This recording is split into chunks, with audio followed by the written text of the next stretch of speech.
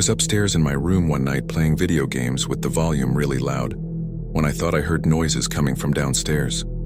I muted the TV and listened closer. Nothing. I resumed playing for another hour when I heard it again, only louder. I was sure I heard it this time and I was a little freaked out. To assure myself, I went downstairs to the basement where I thought the noise was coming from. As soon as I opened the basement door, I was hit with a cold breeze.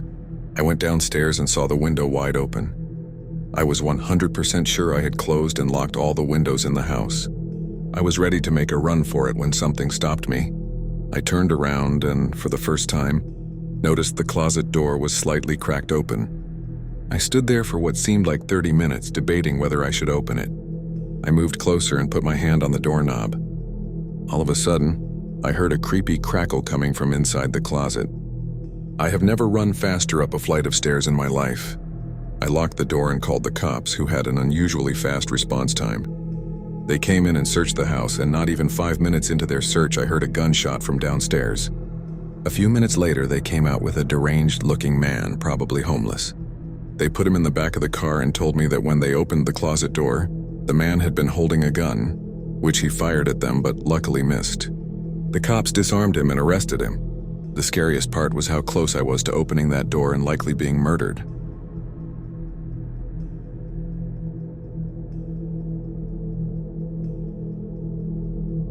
I met a guy this weekend. We were at the same restaurant. He was with a wedding party. I was with my family. We weren't connected to the couple or the wedding in any way. We just happened to be at the same restaurant where the reception was being hosted. He was polite and respectful and offered me his number. I took it and decided to text him. We messaged for a day or so and then made arrangements to get together for coffee. We met in the middle of the day at a public place. I texted a friend and told her where I'd be and the guy's name. I figured I was being overly cautious. The first 3-4 of the conversation was normal enough. We talked about work, schooling, basketball, etc.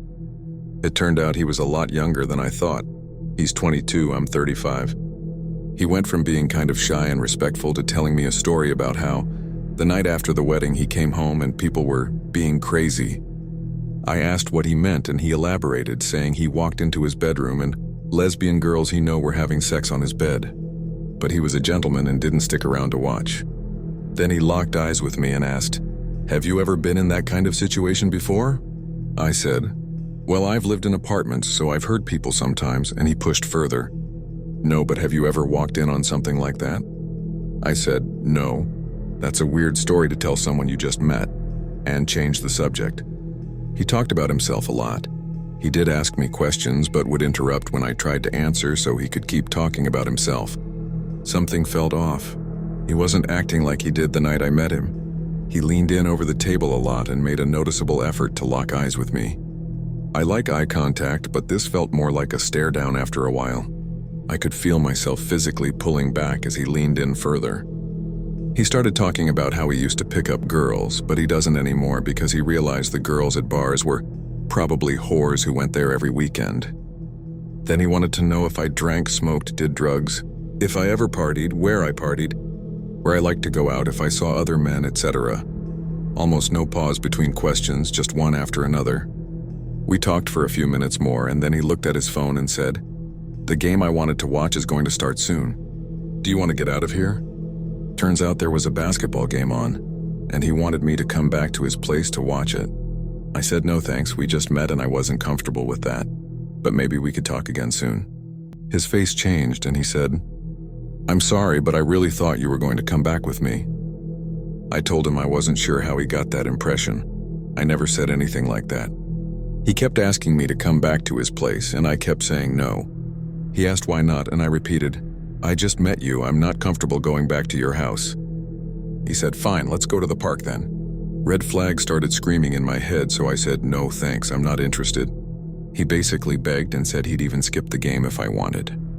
I said, "No, just go home, we just met for coffee. It's not a big deal if we don't take things further today." Then he asked me to take a walk in the field behind the coffee shop, looked at the ground and literally said, "I'll do anything you want, just don't leave."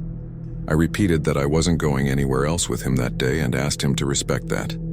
Then I told him we could talk later. I got into my car and as he was pulling away, he yelled out his window, I'm going to do everything I can to change your mind." I sat and watched him leave because everything felt wrong. I drove home and my phone was blowing up the entire time. He was texting and calling. He said he was home and I should come over. Then he sent me a video of himself watching basketball on his couch alone. He kept sending messages saying he could see a future with me, that I was the most beautiful woman he'd ever met, that it was horrible someone so beautiful was single, and that he liked our chances to be together.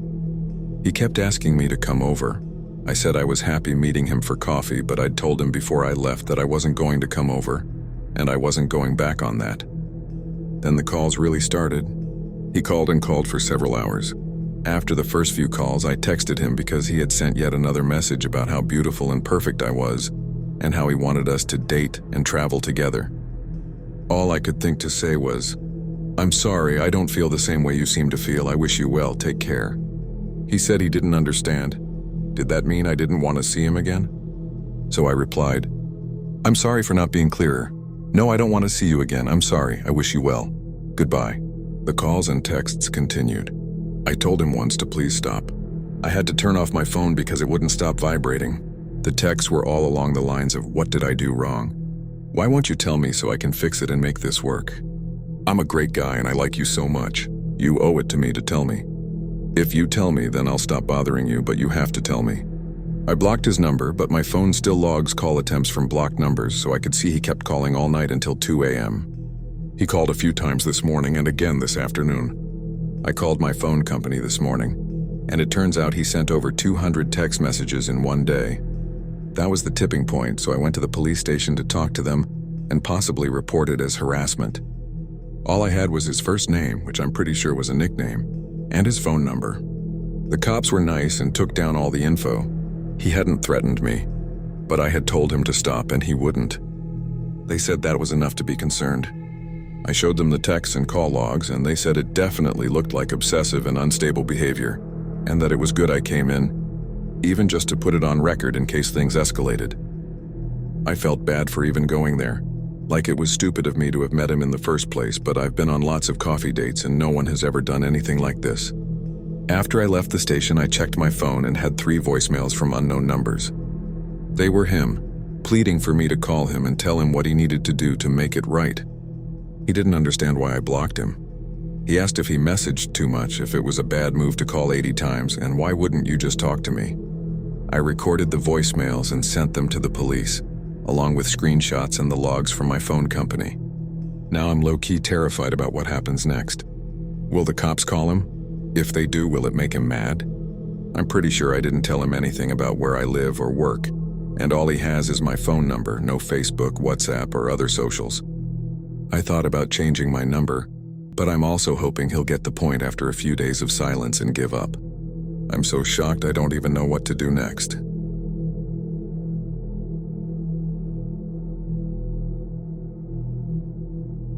I was nearly 13 years old, and I was being raised by my grandparents. We lived in a little tourist town in Florida. They'd had problems with their 2 daughters as adults, my mother being the older of the 2. And they wanted to do everything they could to make sure I didn't turn out the same way. A do-over, if you will. So needless to say, they were very strict. My aunt was having a good period in her life. She had her stuff together and we were all very close. She understood what it was like to be raised under a metaphorical glass dome. They had raised her too, after all. Being my only aunt, she made sure the time we spent together was always super cool. I would stay over Saturday nights. We'd go out and hang out at the pier, and she would let me see my middle school boyfriend, who always found a way to meet up with me wherever I was. My grandparents had no idea about any of these activities, of course. As far as they knew, I was spending quality time with my aunt and giving them a break. It was nice to have a younger female figure in my life since my mom wasn't around. One night when we were out having fun, my aunt met this guy and they really hit it off. He was very nice and introduced himself to me. He went by JR. And at first he was kind and charming, a smooth talker.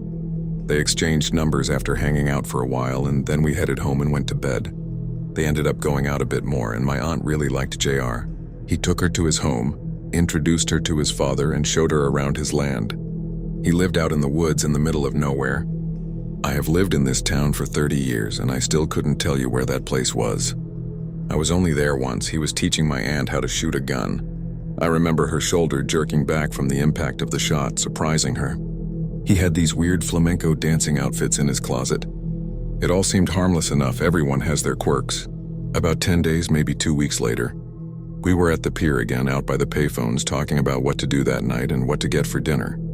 JR and my aunt were in their late 20s, early 30s, and as much as she loved me, I imagine I sometimes got in the way. Anyway, we were at the pier, and he was talking about how he had these painkillers. He offered me one. I declined, of course, and told him I had a high tolerance for pain and didn't need that stuff. He then, with a huge smile, asked if he could see for himself, assuring me he wouldn't really hurt me, he was just trying to have fun. Then this bastard twisted my arm behind my back until I heard a pop. I started to cry and he laughed and said, "Aw, sweetheart, I was only playing. You said you had a high tolerance." I guess I was stronger than I thought. "I'm sorry. No need to ruin the good time we're all having." I went into the private pier office. My granddad managed the place, crying. My aunt came in and told me she thought it was messed up too and that she had talked to him about it. She went back outside, and he asked her what she was doing that night. She told him she wasn't sure if I was staying over after what had just happened. I was whining about going home. I was pissed she hadn't decked him right then and there for hurting me. He told her she should meet him under, let's call it Sunset Bridge, at 2 a.m. on the other side of town. He said the stars were beautiful and you could listen to the fish in the water. He said he wanted to see it with her so they could dance under the moon. We were all from a fishing family in a fishing town, so the idea of doing something under the bridge late at night wasn't exactly a red flag. If it was dark and late, there wouldn't be people there hogging all the fish. She told him maybe, and we left. I decided to spend the night after all, agreeing only if she picked up my boyfriend Charlie, playing up the guilt points. She called JR when we got home, before we made arrangements about Charlie, and told him she could come but would have me with her. He groaned and said, "Fine, all right, I guess she can come. Maybe she'll get tired and sleep in the car." About an hour after that call, I asked her about picking up Charlie, and she agreed. She sat down with me, hugged me, touched my face lovingly, and apologized for what happened with my arm. My aunt was an amazing woman. I love her very much. She then called JR again and told him not to worry. She was picking up Charlie so I would have my own entertainment and they could have their time. He went into a rage, sputtering, cussing, yelling about how it was too complicated now. He said he just wanted an intimate meeting with her, not a damn family reunion. He went on about how he didn't want to babysit a 13-year-old kid and her 14-year-old boyfriend. Then he hung up after calling her a crazy bitch. She hung up bewildered and told me what happened. We went about our night with pizza rolls and PlayStation and things were fine. He called her a few more times and drove by the house for a couple of weeks, but my aunt was having none of it. After a while, he left our lives just as swiftly as he'd come. The whole affair lasted maybe 3 weeks, a month at most. All in all, it wasn't the craziest experience she had with a man. JR was soon forgotten and we went on with our lives. Fast forward 2 years later, I was almost out of middle school. My aunt had moved to a city about 40 miles away. I still lived with my grandparents. They were still strict, but as they'd gotten older, so had I. I knew a few ways around the rules. One day, my friend Frank and I missed the bus home from school and called our good high school friend Darla to pick us up and drive us home after hanging out for a bit. She had this big, beautiful red truck. I loved riding in the cab of it, feeling the freedom and the wind. We were smoking cigarettes and laughing, listening to the radio. The time I'd have spent on the bus before my stop was just enough time to hit the taco drive-thru. We cruised down the road a bit before heading back to our separate houses. Frank lived just down the road. We had a lot of fun that day. She dropped me off first. My grandparents came outside heavily confused at the sight of an unknown vehicle, and even more confused when they saw me get out of it.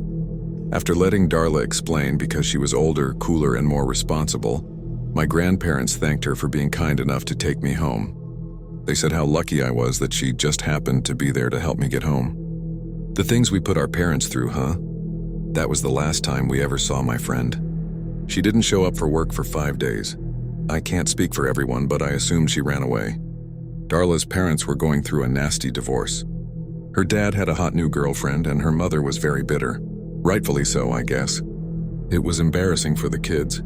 Her truck wasn't left behind, so I figured she got tired of her parents acting like infants and took off. I missed her, but she was in a whole other league of freedom and coolness. 16 is a whole different life than 14, especially when you go to different schools. I wished her well. Maybe even felt a little envious that she got out of this town and I was still stuck here. I hadn't heard anything for 2 weeks when around 9 p.m., my grandparents got a phone call telling them to turn on the news. Darla's body had been found out in the woods. She had been strangled and left out there. I don't even know for how long. I was devastated. I was grateful I had that last experience with her, but so saddened and horrified. She was so young, barely older than me. She was about to be 17 soon. It was a very sad time for our town. The good and horrible news is that they caught the man who did it. He confessed after very incriminating evidence surfaced, and during questioning he also confessed to killing his girlfriend, who had been missing for about 8 years, and to killing his father, staging the death as a suicide by hanging. When they showed his mugshot on the screen and said his name, I swear I almost passed out. There, clear as day on the screen staring back at me, was JR. I had no idea he and Darla even knew each other. I can't imagine what would have happened if we had gone under that bridge that night. Investigation Discovery did a segment on the case a couple of years back. I was shocked to see it on TV. The memories came rushing back and I decided to write them all down. Now that I'm old enough to fully understand just how close I came to being killed, I have a newfound appreciation for life.